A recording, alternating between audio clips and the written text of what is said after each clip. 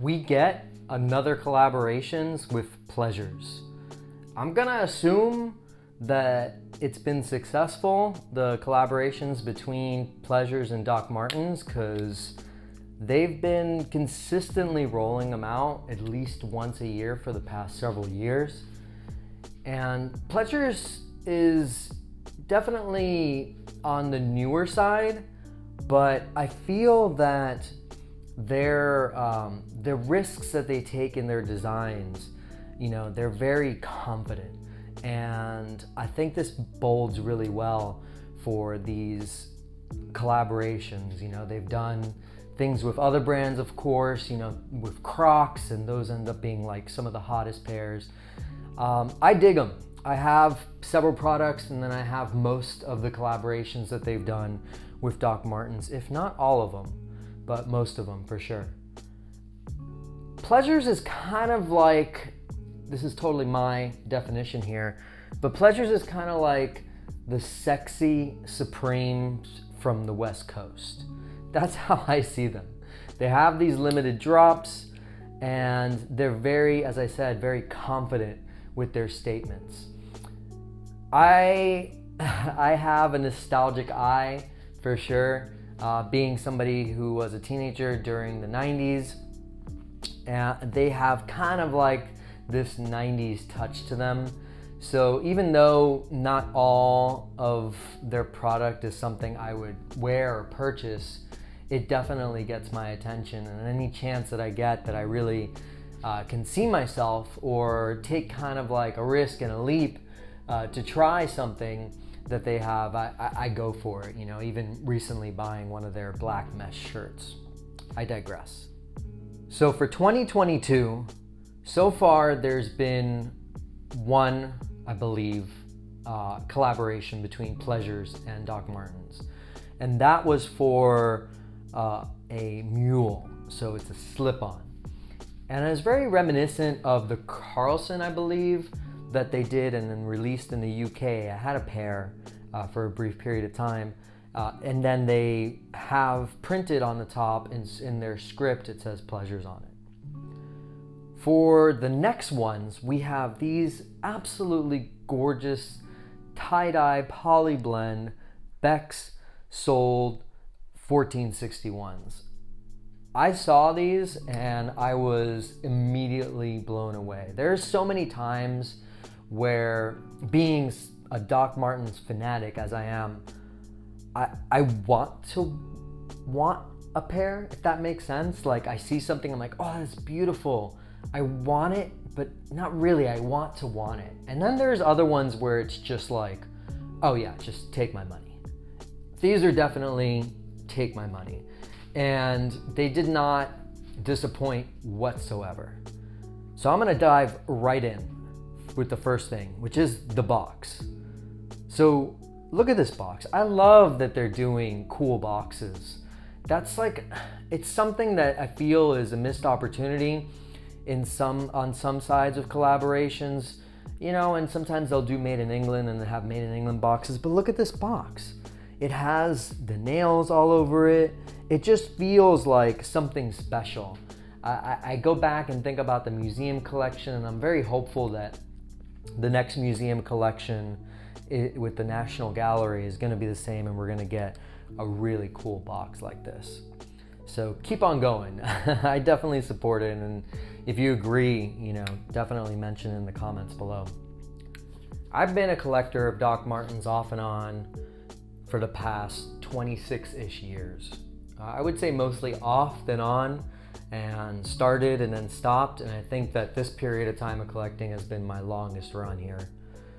And I don't see an end in sight, but we'll see. I love sometimes, selling off collections and letting other people enjoy it and kind of restarting anew. And it's all part of the process. There's the keeping, there's the hunting, there's the keeping, there's the enjoying, there's the wearing. I'm at a point now where I every time I buy a pair, I try to sell a pair just to match it so I don't increase the amount that I have. But I see a lot of wear with these. But my point in explaining that is that I've always been more of a Doc Martens boot person. Something happened. I don't know if it's successful marketing. I don't know if it's all the awesome artistic designs that they've been doing, but ever since the 60th anniversary of the 1461, I've had an increased obsession with Doc Martens shoes. I've purchased way more Doc Martens shoes than I have boots. And yeah, there's ones that come out that, do I wish they made a boot for it? Sure. But you know what? I don't care at this point because they're awesome shoes. So here's another one. And this is going to become a staple for me. And I know that there was a tie-dye boot that came out recently, but it wasn't a Beck's and it didn't have these awesome labels on the side, which I'm a sucker for. So let's go ahead and start with the material. So it's not a canvas, it's kind of like a poly blend, but it definitely is more of like a natural like fabric. Inside it seems like it's lined with leather, but so it's not a vegan or a vegetarian shoe, but it's very it almost feels like kind of how a jacket, a poly blend jacket would end up feeling. So I would say, as far as it conforming and being anatomical to your foot after wearing it, I feel that it's gonna go quite quickly. And for me, but this is, again, I'm a little bit on the weird side. I don't really have much of a break-in with my Doc Martens, and thankfully, because if I did, I wouldn't be able to wear them because I never end up breaking in. Most of my Docs don't end up getting broken in unless I travel with them, since I rotate all the hundreds that I own. Well, hundreds meaning like about 200. So, as I said, these have a Beck sole on them.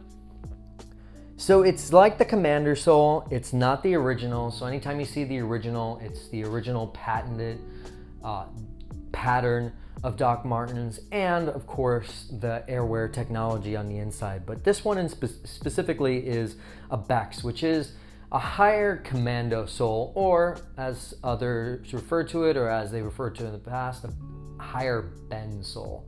So this is a Beck's. So it's like a 1/4 inch or so higher. I absolutely love it. In my experience, I feel that these are the most comfortable shoes. I do have back problems, and that's why Doc Martens work really well for me. And I would say that these are the best for me.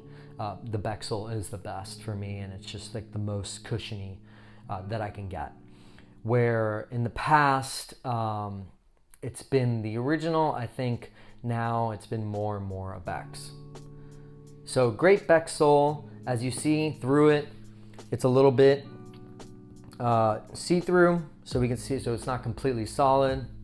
It's got a great look to the overall rest of the shoe. We have the gold yellowish welt stitching on them, as you see here. And it's a pretty traditional 1461 stitching style. Inside, we got the double branding between Doc Martens and Pleasures. As much as I love it, the way that I keep my shoes, I don't get to enjoy it very much, so it's like just something I glance at when I view it. But depending, you can go ahead and store your shoes where they'll maybe be upright, or maybe not deep in a closet or in boxes, where you can showcase the inside. And I think that's a cool little thing, and also great attention to detail by Doc Martens.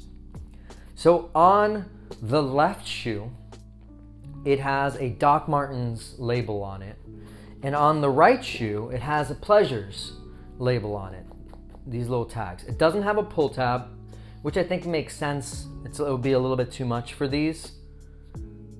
But what I really like about these tags is, like, in the past, you've seen them with other collaborations, and I think that's usually most of the time that we get to see it.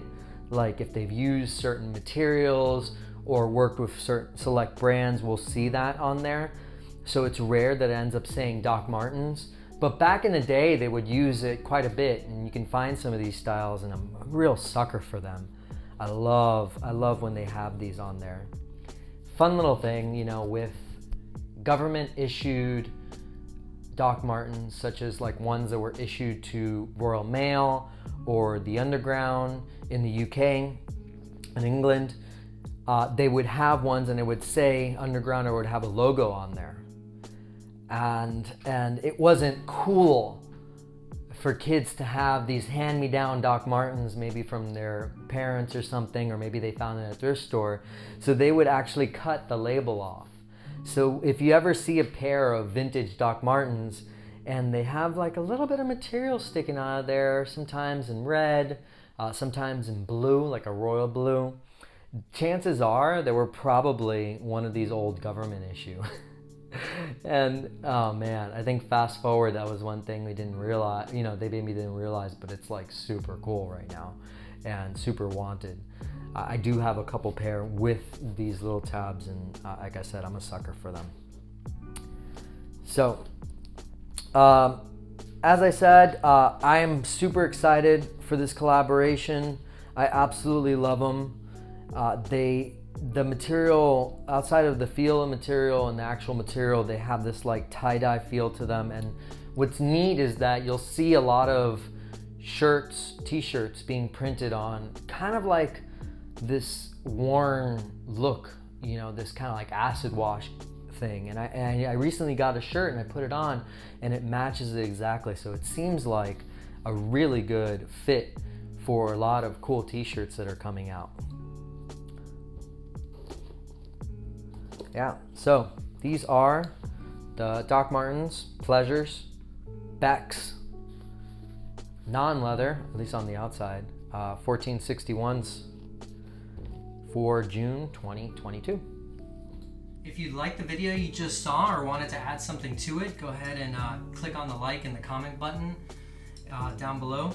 Also, if you wanted to keep up with all the videos that I create, subscribe, and then once you subscribe, you can tap on the bell and then you'll receive an email. So you're always kind of in the know. I mean, you watched it, right? So I guess you liked it. You gotta tell the, you know, algorithms what to show other people and what people are interested in. And besides that, I need validation. I need to know that I'm making something that people actually enjoy and want me to continue making more of, right? What do you think, Cherry? Yeah? Think they should do it? Yeah, she thinks so.